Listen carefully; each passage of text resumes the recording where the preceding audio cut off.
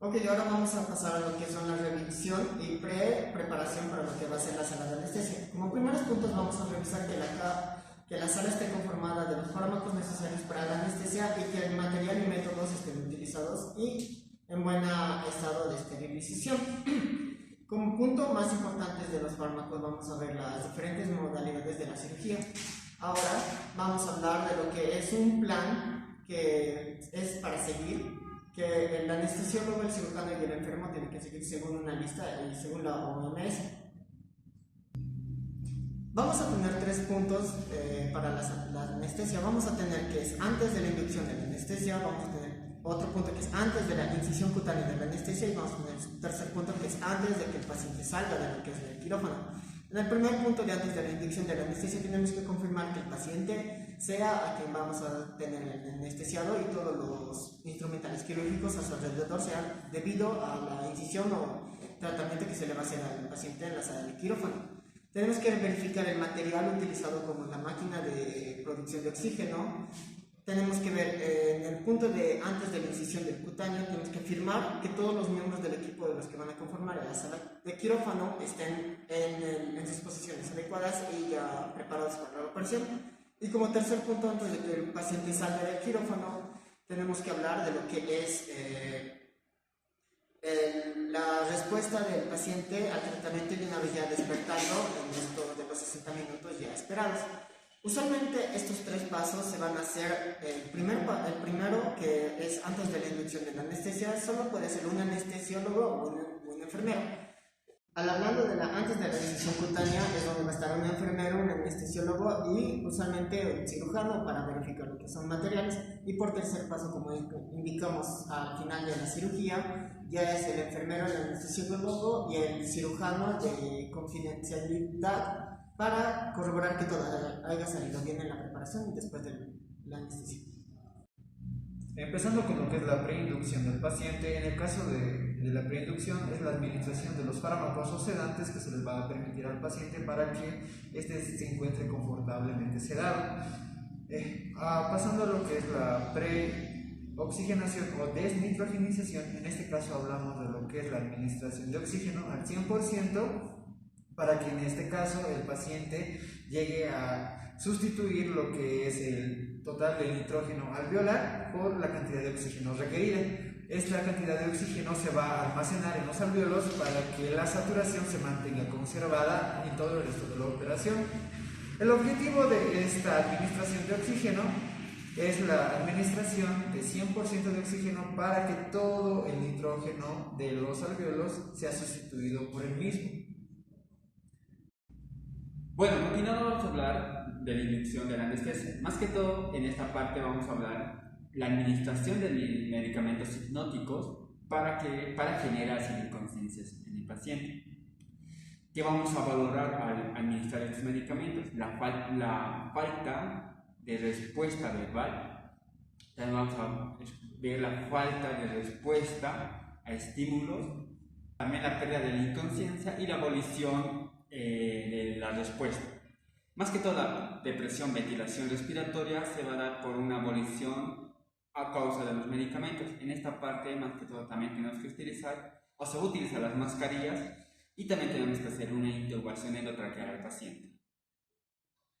Bueno, en la colocación de la mascarilla laringia, más que todo tenemos que ver o vamos a utilizar utilizar medicamentos como los bloqueantes neuromusculares. Bueno, en la administración intravenosa, más que todos los medicamentos, tenemos que utilizarlos de forma rápida, secuencial, también con una eficacia. En esta parte vamos a tener una secuencia. En primero podemos utilizar los opioides, como el fentanilo, el bifentanilo. También podemos, después de eso, utilizar los hipnóticos, como el propofol, la ketamina. Y al final, los relajantes neuromusculares, que estos van a relajar, como dice su mecanismo, relajar el músculo liso. Inducción inhalatoria. Se inhala mediante una mascarilla facial una concentración adecuada de un agente anestésico halogenado, ya sea halotano o sevoflurano. Después de la inducción hay que canalizar una vía venosa. En cuanto a la indicación, se le pone que en lactantes o en niños pequeños existe poca colaboración. Y en pacientes adultos con obstrucción previsible de las vías aéreas o con lo que no se puede asegurar que la ventilación manual, tenemos que controlar una mascarilla facial. Como podemos ver en la imagen, estos son los cambios oculares que se presentan en la inducción inhalatoria.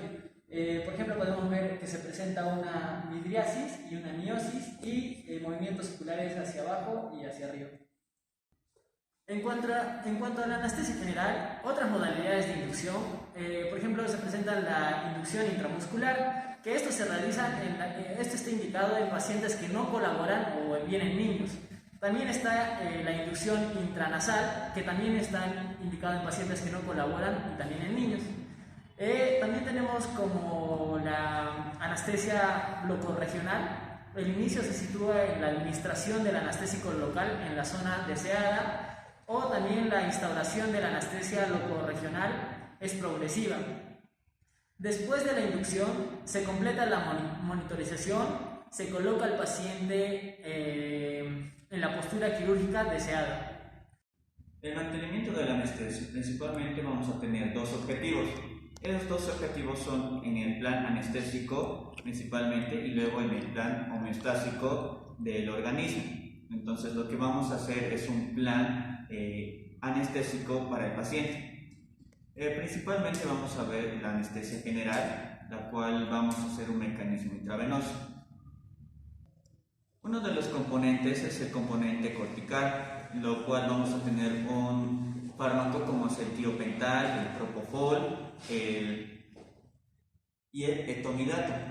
Otro de los fármacos que podemos colocar o utilizar es a nivel subcortical. Tenemos lo que es los opiáceos, tenemos que realizar una inmovilidad, tenemos que estabilizar automáticamente la corrección de utilización de estos anestésicos. Otro de los componentes va a ser inhalatorio, que tiene que ser con un solo fármaco que logran los componentes para la anestesia. Como podemos observar, tenemos una concentración adecuada de un agente anestésico que es halógeno. Entonces lo que vamos a hacer es utilizar alotano o isoflurano. En lo que es la anestesia locorregional vamos a hacer dosis únicas, principalmente por catéteres, que se van a administrar mediante adicionales a los anestésicos locales, como la lidocaína, la mepivicadaína y la bupicaína. Para el mantenimiento de la homeostasis a nivel del paciente, lo que vamos a tener es dos puntos. Uno es la responsabilidad anestesiológica y otro es la alteración que puede producir. Principalmente en la primera debemos controlar las funciones vitales del paciente, que deben estar bien dirigidas a nivel de la intervención quirúrgica. Posteriormente, las alteraciones va a ser a nivel de la lesión tisular, que van a tener aferencias nerviosas. Esto en cuanto a la información del sistema nervioso central, lo cual va a causar al paciente una sensación dolorosa y va a tener una respuesta somática y automática. Posteriormente tenemos lo que es la respuesta somática, que va a ser un movimiento retardado, y lo que es la respuesta automática, el paciente, y lo que debemos controlar del paciente es la frecuencia cardíaca, la respuesta somática, que va a ser un movimiento retardado, y lo que es la respuesta automática, el paciente, y lo que debemos controlar del paciente es la frecuencia cardíaca, que no tenga la taquicardia, tenemos que controlar la presión arterial, tenemos que ver la hiperventilación del paciente, la sudoración, el lagrimeo y posteriormente lo que es la midriasis. Posteriormente, para el mantenimiento de la homeostasis a nivel del paciente corporal, vamos a ver otro mecanismo, que es el aporte de fluidos. Este aporte de fluidos tiene que ser con actuaciones más importantes en la anestesia, principalmente en la cual el paciente refiere lo que son las pérdidas. En lo que es la intervención puede producir evaporación, sangrados y algunas necesidades basales. Entonces lo que vamos a recomendar después de la anestesia es la fluidoterapia. Esta tiene que ser durante la intervención, que consiste en ciertos factores, por ejemplo, el déficit preoperatorio. Posteriormente a esto se dan las estimaciones de requerimientos de fluidos en el mantenimiento. Principalmente en un paciente de 50 kilogramos, por ejemplo, tenemos que hacer la regla de 2, 1, 4. Es en cuanto a las horas, el peso y la cantidad de miligramos que se administra, por ejemplo, en 8 horas. Para finalizar, otras pérdidas que va a tener el paciente en lo que es la anestesia general es por las intervenciones, como una pérdida de sangre que está estimada a las pérdidas por aspiradores, por las compresas, por las gasas, por las esponjas en las heridas. Y también se puede ver las pérdidas importantes de líquido linfático que se han dado por la resección retroperitoneal extensa, lo cual va a tener el aporte de los efectos de los agentes anestésicos generales y la técnica que va a ser a nivel quirúrgico.